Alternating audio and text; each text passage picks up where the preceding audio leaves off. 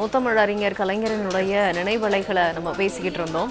செய்தியாளர்கள் சந்திப்பை ரொம்ப திறம்பட கையாண்ட ஒரு தலைவர். நிச்சயமா அதை யாராலையும் மறுக்க முடியாது. உங்களுடைய கருத்து? அதாவது எல்லாம் நமக்கு கலைஞர் அவர்கள்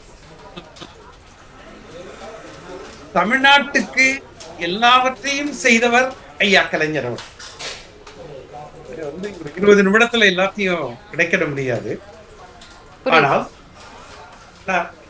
மிக முக்கியமான செய்திகளை மட்டும் நான் கோடிட்டு காட்டுகிறேன். 80 ஆண்டு காலம் தமிழ் சமுதாயத்திற்காக எழுதிய தலைவர், பேசிய தலைவர், களத்திலே நின்று போராடிய தலைவர், சிந்தித்த தலைவர். பூமி பந்தில எந்த நாட்டுல, எந்த கண்டத்துல, எந்த நாட்டுல, எந்த மாநிலத்துல பொலிட்டிக்கல் சயின்டிஸ்ட் யார் தேடி தேடி பார்த்தாலும் கிடைக்காத ஒரு அபூர்வமான தலைவர் ஐயா கலைஞர் அவர்கள். வாருங்கள் எல்லோரும் இந்தி போருக்கு சென்றிடுவோம், வந்திருக்கும் இந்தி பேயை விரட்டி திரும்பிடுவோம் என்று மீசை முளைக்காத காலத்தில் அரைக்கால் சட்டை போட்டு களத்திலே இறங்கி 80 ஆண்டு காலம் போராடினார். நான் அவர் செய்தவற்றில் மிக முக்கியமானதை மட்டும் நான் கோடிட்டு காட்டுறேன் பாருங்க. அற்புதமான எழுத்தாளர்.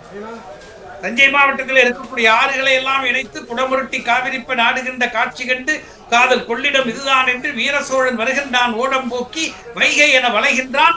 நெடிய பாட்டு, அது சொல்றதுக்கு ரொம்ப நேரம் ஆகும். கடைசியா மஞ்சளார் முகவதியும் மடிமீது சாய்ந்தபடி மனம் எப்போது அத்தான் என்றால் பெரியார் தலைமையில் பெரிதாக நடக்கும் என்றார். நான் எதுக்கு சொல்றேன்னா, இப்படி ஆறுகளை பாடல்களிலே இணைத்த ஐயா கலைஞர் அவர்கள் 2007ஆம் ஆண்டு 2006 2011 முதலமைச்சராக இருந்த பொழுது 2007ஆம் ஆண்டு இந்தியாவில் எந்த மாநில முதலமைச்சரும் செய்யாத ஒரு மாநிலங்களுக்கு இடையே ஓடக்கூடிய ஆறுகள் இருக்கு பாருங்க.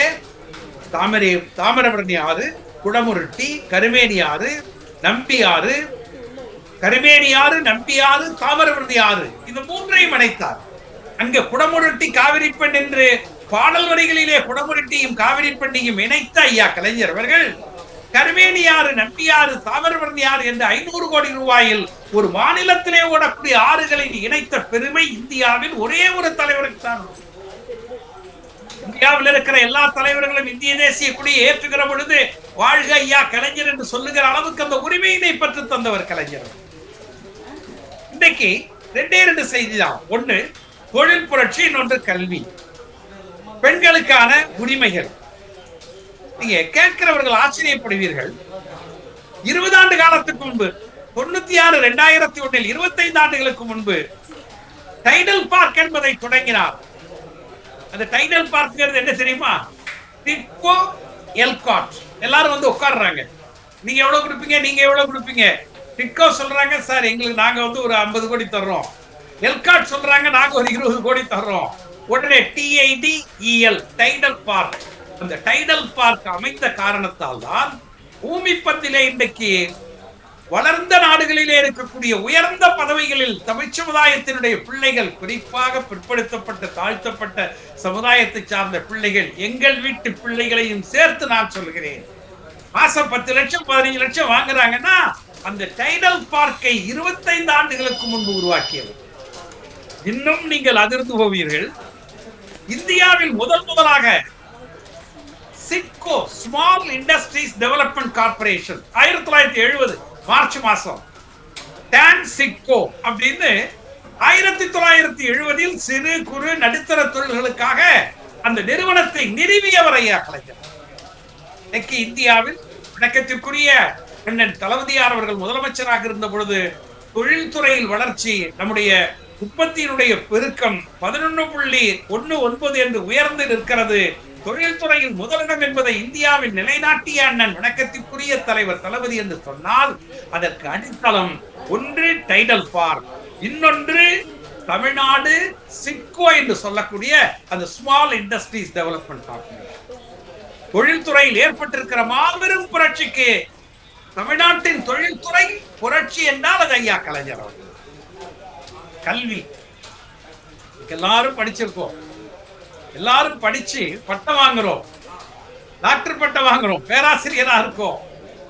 ஆனால் ஒரு 30 ஆண்டு காலம் 35 ஆண்டு காலத்துக்கு முன்பு என்ன மாதிரி கருப்பா இருக்கிறவங்க படிக்கிறதே ஆச்சரியமா இருக்கும். அதில் இந்த கெமிஸ்ட்ரி, பிசிக்ஸ், மேத்ஸ் இதெல்லாம் படிக்கிறவங்க ஆச்சரியமா இருக்கும். ஆனால் அத்தனையும் மாற்றி புகுமுக வகுப்பு இலவசம், பிஎஸ்சி இலவசம்.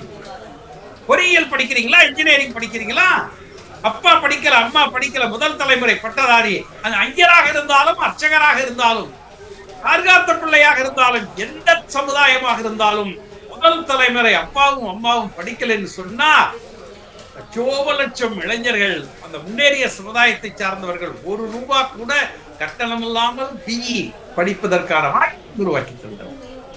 சட்டமன்றத்தில் ஒரு முறை பேசும்போது நான் கேட்டிருக்கேன் நேரடியா. என்ன சொன்னாங்க தெரியுங்களா?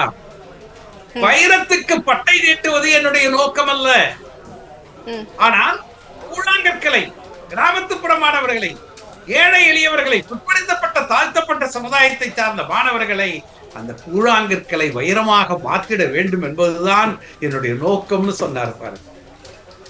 தமிழ்நாட்டுல படிச்சிருக்காங்க, முன்னேறி இருக்காங்க. இன்னைக்கு இந்த படித்த பிள்ளைகள்லாம் திராவிட முன்னேற்ற கழகத்தை கடந்த தேர்தலில் மறந்திருக்கலாம். ஆனால் ஐயா கலைஞர் அவர்கள் செய்த அந்த அடித்தளமான சாதனைகள் இருக்கு பாருங்க, கல்வியில மறக்க முடியாது.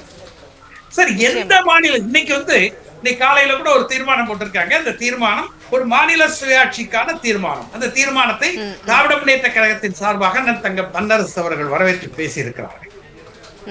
முதலமைச்சர் பேசிய பேச்சுக்கெல்லாம் சரியான பதிலடியை தந்த வணக்கத்திற்குரிய எதிர்கட்சி தலைவர், என் பாசத்திற்குரிய என் அண்ணன் மகனுக்கு என்னுடைய வணக்கத்தையும் பாராட்டையும் தெரிவித்துக் கொள்கிறேன். ஆனால் இல்ல, அரை நூற்றாண்டுக்கு முன்பு இந்திய துணைக்கண்டத்தில் மாநில சுயாட்சிக்கு என்று ஒரு தீர்மானத்தை போட்டவர்.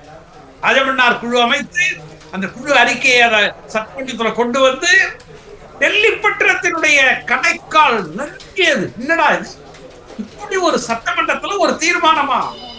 ஐயா கலைஞர் போட்ட மாநில சுயாட்சி தீர்மானம். இன்னைக்கு பெண்கள் முன்னேறி இருக்காங்க, எல்லா துறையிலும் முன்னேறி இருக்காங்க. ஆனால் அந்த முன்னேற்றத்துக்கான காரணம் எல்லாம் பெண்களுக்கு சொத்து உரிமை. இந்தியாவில் முதல் முறை இந்தியா. நீங்க வணக்கத்திற்குரிய இந்திய ஒன்றியத்தினுடைய பிரதமர் வாஜ்பாய் அவர்கள் ஒரு 6-7 வருஷத்துக்கு முன்னாடி தான் கொண்டு வந்தாரு. ஆனா நம்ம 25 வருஷத்துக்கு முன்னாடியே பெண்களுக்கு சொத்துரிமை கொண்டு வந்தோம். பெண்களுக்கு பொருளாதார உரிமை என்று சொல்லக்கூடிய சுய உதவி குழுவை தர்மபுரியில தொடங்கி வைத்த பெருமை ஐயா கலைஞர் அவர்கள். பெண்ணுரிமையா? பெண்கள் படிக்கணும் ஐயா கலைஞர் ரொம்ப ஆசைப்படுவாங்க. அம்மா 10வது வரைக்கும் படிச்சிடுறா கண்ணு, 10வது பாஸ் பண்ணிடுறா, உனக்கு கல்யாணத்துக்கு 10,000 ரூபாய் தருவண்டான்னு சொல்லி அந்த பிள்ளைங்களை வீட்டுல இருந்து ஸ்கூலுக்கு அனுப்பி படிக்க வச்சு, அது இப்ப இன்னைக்கு பாத்தீங்கன்னா தலைவர் அண்ணன் தளபதி ஆட்சி பொறுப்புல இருக்கிறப்ப 6 லட்சம் பிள்ளைகள் பட்டதாரிகளாக மாதந்தோறும் புதுமைப்பெண் திட்டத்தில் 1000 ரூபாய் பெறக்கூடிய அளவிற்கு உயர்ந்திருக்கிறது. The first of its kind in India.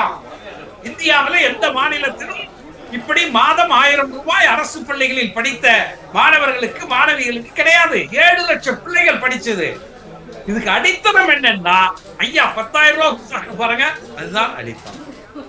பெண்கள் கல்வி, பெண்களுக்கு சொத்துரிமை, பெண்களுக்கு சுய உதவி குழு மூலமாக பொருளாதார உரிமை என்று எல்லாவற்றையும் செய்த கல்வியானாலும் சரி, மருத்துவத்துறையானாலும் சரி. இந்தியாவிலேயே ரூரல் ஹெல்த் சென்டர் இன்னைக்கு இருக்கு பாருங்க. நிச்சயமா கலைஞர் அவர்கள் சாதனை படைக்காத ஒரு துறை, படைக்காத ஒரு துறை அப்படிங்கிற எந்த துறையும் தமிழ்நாட்டுல இல்ல. நீங்க ஆரம்பத்துல குறிப்பிட்டது மாதிரி தான் தமிழ் சமுதாயத்தின் குலதெய்வம் முத்தமிழறிஞர் கலைஞர் அவர்கள் தான். நிகழ்ச்சியில் கலந்து கொண்டு உங்களுடைய கருத்துக்களை பகிர்ந்து கொண்டமைக்கு மிக்க நன்றி சார்.